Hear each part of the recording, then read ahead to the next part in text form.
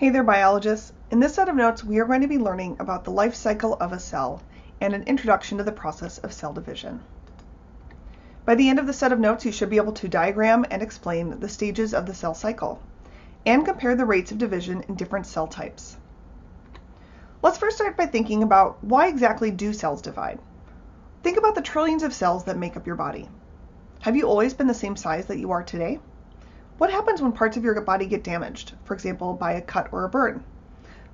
How your body grows and how your body repairs itself is all related to the process of the cell cycle and cell division. There are four main reasons why cells divide, and these are called the 4 R's. One is to repair dead or damaged cells. It's natural for cells to die and wear out over time, and they need to be repaired or replaced. So repair or replace are 2 of the 4 reasons that cells divide. Another reason is to reproduce and form organisms for the next generation. And lastly is growth. For example, you have grown significantly since when you were first conceived. We all started out as a single cell, which was the fusion of a sperm cell and an egg cell, and that forms what we call the zygote. So the zygote is the fusion of those 2 cells from 2 different parents. And over many cell divisions, essentially you divide and divide and divide to go from zygote to what we call a blastocyst. And then eventually that forms an embryo, and then a fetus, and then a baby, and then a toddler, and then a teenager, so on and so forth. And all of this happens because of the process of cell division. On the left side of the screen is a really cool kind of simplified animation of what cells look like when they're dividing. And on the right side, you can see an actual video of this process taking place using fluorescence microscopy. What you see here, here's one cell, and the DNA is highlighted in red. And you can see that each cell that forms is getting one copy of the original set of DNA. So what are the life stages of a cell? The cell cycle goes through, cells go through life cycles. This includes a cycle of growth, where they get bigger, through DNA synthesis, which means to make new DNA, to copy the original set of DNA. Because remember that DNA is the blueprint for how a cell works. It's the instruction manual. So if you're starting with 1 cell and you're making 2 cells, each of those cells at the end of that process need that original copy of DNA. So during the cell cycle, one entire stage is dedicated to replicating that original DNA set. And the last part of the cell cycle is the actual division of the cell. This is actually split into 4 major stages, even though there's 3 main processes. And these phases are known as gap 1, synthesis, gap 2, and mitosis. And gap 1, synthesis, you could also write this as DNA synthesis if you want to remember, if you want that to help you remember that it's DNA that's being synthesized or made. So you've got gap 1, synthesis, gap 2, mitosis, and it's these 3 that are all lumped into this phase called interphase. So interphase is made up of gap 1, S, and G2, and you might want to use like a highlighter or something to kind of, on your notes, when you look at your notes here, you can see that you have this blank diagram. So make sure you label this diagram, add an arrow showing that interphase is these 3 major stages, and then you could use like a highlighter like yellow to kind of use color to illustrate that for you yourself. So make sure you label your diagram with all of this. Let's go into the details of each of the phases. So G1 is short for gap phase 1. This is when a cell is doing its normal required functions. So if this is a skin cell, it's helping protect your body. If it's a liver cell, it's helping filter things in your body. This is also when a cell is growing and getting a little bit bigger. So a cell starts out actually pretty small, and then it actually grows a little tiny bit over the course of its lifespan. And as cells grow, they also need more organelles in order to work efficiently. So organelles will develop and multiply during this G1 phase. Cells spend most of their time in gap 1. At the end of gap 1, before a cell moves into the DNA copying process, there needs to be a checkpoint. So on your notes, I want you to add a little checkpoint right here, add a check mark. The reason why this check mark is there is that the cell needs to check and make sure that its DNA is not damaged. Because remember that if you start with 1 cell, and if that DNA in that cell is damaged, and then that cell divides to form 2 cells, well, each of those cells will inherit that damaged DNA. So one of the ways that cells prevent the inheritance of mutated or damaged DNA is by checking that DNA. So it does a DNA check, and then also the cell will make sure that it has enough resources to successfully replicate its DNA and move on to the rest of the cell cycle. If this checkpoint fails, the cell may wait until it's ready, and or if there is damage to the DNA, it will undergo a self-destruction process that we will talk about later. The second major stage of the cell cycle is called synthesis. Again, the word synthesis means to make new. And specifically, we are talking about the process of copying or making new DNA. So each cell starts with one set of DNA, and by the end of synthesis, there are two sets of DNA in that nucleus. At the end of, here it is. At the end of S phase, two copies of DNA are present in the nucleus. Hopefully those are identical copies of DNA. At the end of synthesis phase, there is another checkpoint. The DNA is checked to make sure that it was copied correctly, because sometimes the process of making a copy of DNA can add errors or mistakes, and that can lead to a cell that does not function properly. So I want you on your diagram to add another checkpoint at the end of S phase. The third major phase of the cell cycle is called gap phase 2, or G2 for short. This is where more normal functions and additional growth occurs. And at the end of G2, there's another checkpoint, again, to make sure that the DNA is correct and that there are enough organelles to divide equally into two cells that will then function efficiently once they divide. So G2 is kind of just a summary phase. It's making sure everything is set to go for that division process. And the actual process of division is what we call mitosis. So mitosis is M phase. This is where cell division occurs in two major parts. Mitosis has four smaller phases within it, and this is where the nucleus and DNA are divided. Cytokinesis is the final division of the cytoplasm and membrane. The word cytokinesis literally translates to cell cutting. So this is where that once we have everything kind of on two halves of the cell will pinch inward. This is the process of cytokinesis. We will learn more about the in-depth processes that occur in each of these phases later on in this unit. That will be after winter break. So for now, we're going to focus on the main details of the overall cell cycle, and we'll come and explore this more in depth later. As a result of the cell cycle, we started with one cell and we will end with two cells that are hopefully identical. And here that's cut off. Identical DNA in each cell is the goal.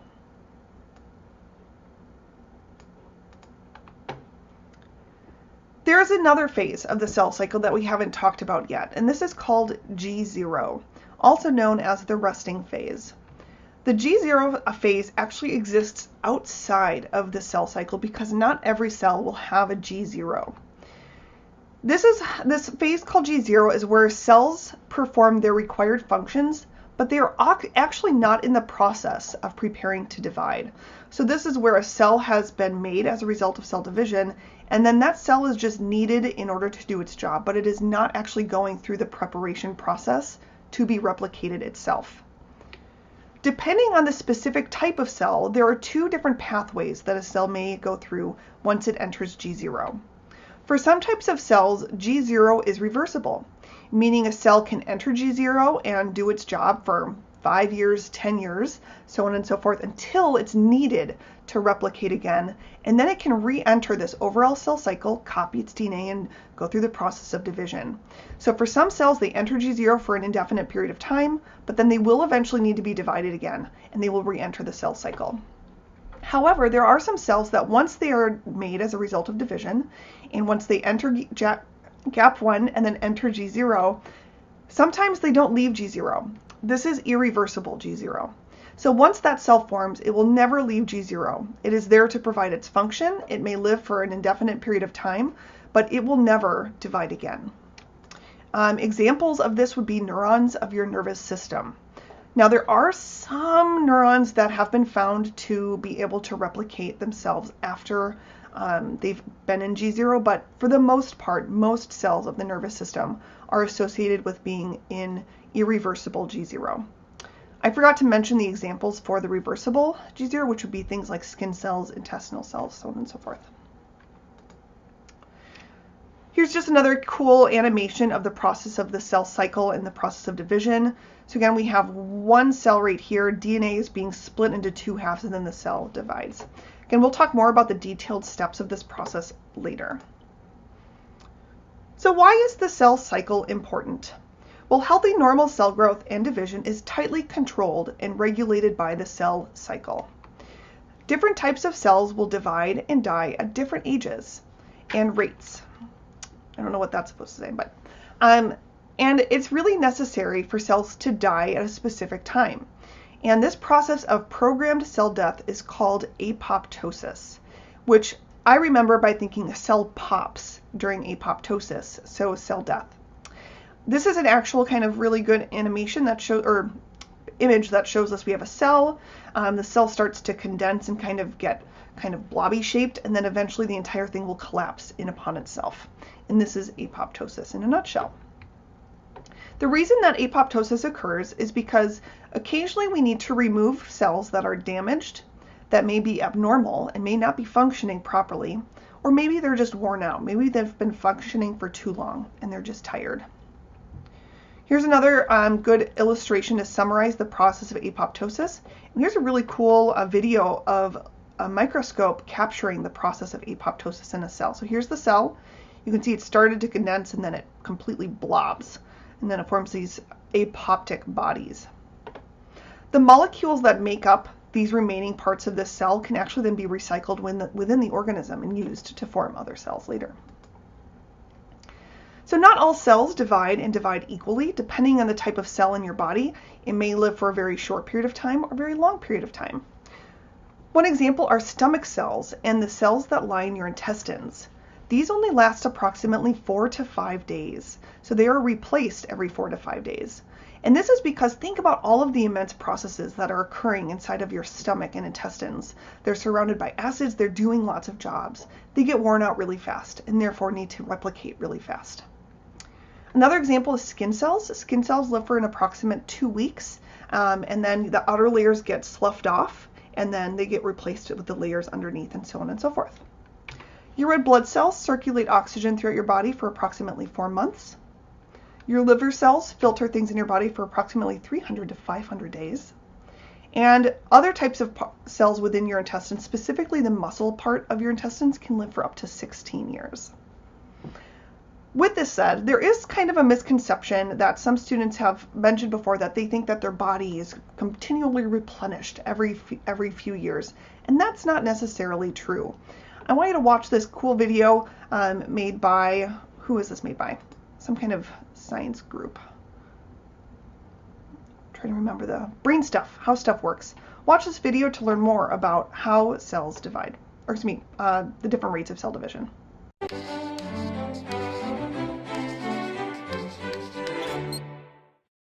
Hello and welcome to Brain Stuff. Today's question, does your body really replace itself every 7 years? The short answer is no. But don't worry, this isn't a case of chicanerous researchers pulling the wool of shoddy science over your eyes. Your body mostly replaces itself every 7 to 15 years. Some bits are never replaced. Others, like the lining of your stomach and intestines, are renewed much faster. Due to the constant wear and tear from the process of digestion, these cells have an average lifespan of just 5 days. Yes, the organs that work the hardest have the fastest changeover. You get a whole new skin, for instance, every 2 to 4 weeks. Your red blood cells survive less than half the year, which is not bad considering that their route through the circulatory system is about 1,000 miles. And your liver renews itself at least once every couple of years. As the human body's detoxifier, it goes through a lot. Other tissues take longer to completely replenish themselves, like your bones. Skeletal cells die and new ones grow constantly, but the process takes about 10 years. And the process slows down as we get older, which is why our bones tend to get weaker as we age. And like I said, some parts of your body stay with you for life, just like heartache. The cells on the inner lens of your eye were formed when you were an embryo. Your tooth enamel wears down with use, never to return. And evidence indicates that you can't regrow the neurons of your cerebral cortex. Its loss can lead to diseases like dementia. Now, luckily, other parts of your brain do regenerate. like the hippocampus, which helps us create memories, and the olfactory bulb, which helps us smell. So how do we know all of this? Well, it turns out it's all thanks to our old pal nuclear weapons testing. Yeah, high fives for radioactive stuff being released into the atmosphere! No, really. Above-ground nuclear detonations during World War II and the Cold War spiked the Earth's air supply with extra carbon-14. It's been declining back toward the norm at a predictable rate since the 1960s, which means that you can use the amount of it present in any given tissue sample to determine when those cells were born. More carbon-14 means older cells.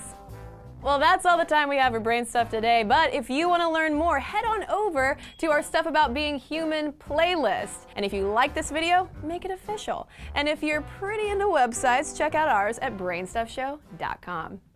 No, but really, wait, no, yes, no, really. What a roller coaster. Hello and welcome to Brain Stuff. Today's question, does your body really replace itself every 7 years? The short answer is no. But don't worry, this isn't a case of chicanerous researchers pulling the wool of shoddy science over your eyes. All right, so let's talk about the factors that affect the lifespan of different types of cells. Why do some cells die faster than others? Start that over. All right, so let's talk about some of the factors that affect the lifespan of a cell. Why do some cells last longer than others? Well, cells under constant wear and tear are replaced every few days. Like I mentioned with the stomach cells and intestinal cells, they're doing a ton of work, really extensive work, and they're surrounded by acids. So they need to be replaced very frequently. Organs and other intestinal cells are only replaced in response to injury or cell death. S, G2, and M phases actually take about 12 hours.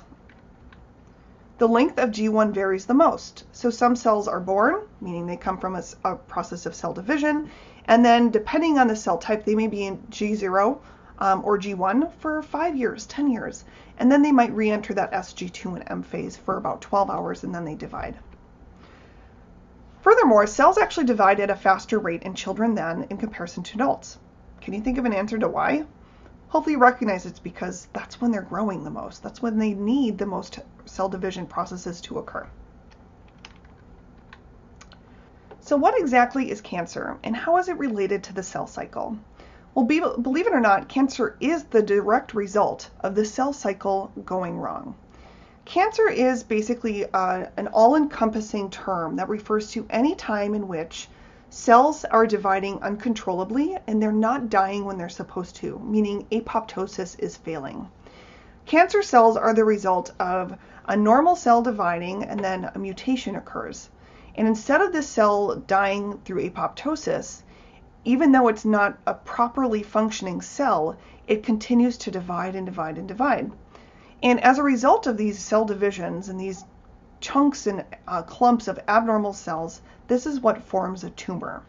So a tumor is basically any kind of clump of abnormal cells that is growing on healthy tissues and can negatively affect the function of critical organs. In one of our upcoming lectures, we will talk more about cancer and what makes up different types of cancers, how do we treat cancerous cells, but for now this is just a brief introduction to this. Bacteria divide in a kind of similar way to our cells do, but remember they don't have organelles. So bacteria are prokaryotic cells like we've learned about. They lack membrane-bound organelles in the cytoskeleton, and they have less DNA than our cells have. They divide through a process that's kind of similar to the cell cycle, and it's called binary fission. And can you predict how does the time spent in the life cycle of our cells compared to that of bacterial cells? Which type of cell do you think goes through this process slower or faster? Well, hopefully you recognize that because bacteria are significantly simpler types of cells than ours are, their process is much faster and it's more straightforward. So because they lack complex organelles and DNA, they replicate very fast. Here's an example of this process. This is obviously sped up. This is an example of E. coli under a microscope dividing. And here's a good illustration that shows this process kind of as an overall. We have a bacterial chromosome the bacteria's DNA or chromosome is copied, and then the cell simply splits. They don't have to worry about dividing up their organelles or anything. Here's another example of fluorescence microscopy that's showing this process of cell division in these bacterial cells. We'll talk more about bacterial cells and asexual reproduction later on in this trimester or next trimester, I can't remember. But we'll come back to talk about bacteria later, but this is just kind of a little introduction in case you were curious. So let's do a little review. Try to answer these questions from memory. Do you remember what are the 4 stages of the cell cycle, and can you put them in order? Cells spend the most time in which of the 4 stages? Do prokaryotic or eukaryotic cells divide faster, and why? What kinds of cells in your body are replaced very frequently? And what happens during the S phase? Pause the video, answer the questions, and then check your answers here. So what are the 4 stages of the cell cycle in order? Hopefully you recognize it's G1, S, G2, and M. Always remember to sandwich the S between G1 and G2. 2, cells spend the most time in G1. Prokaryotic cells divide faster because they are much simpler cells. 4, some examples of cells that are replaced very frequently are the cells of your stomach and intestinal lining, and also your skin cells. And what happens during the S phase? Remember, S phase stands for synthesis, which means to make new. So in the synthesis phase, we are making new copies of DNA. All right, if you have any questions, make sure you send us a message. Have a wonderful rest of your day.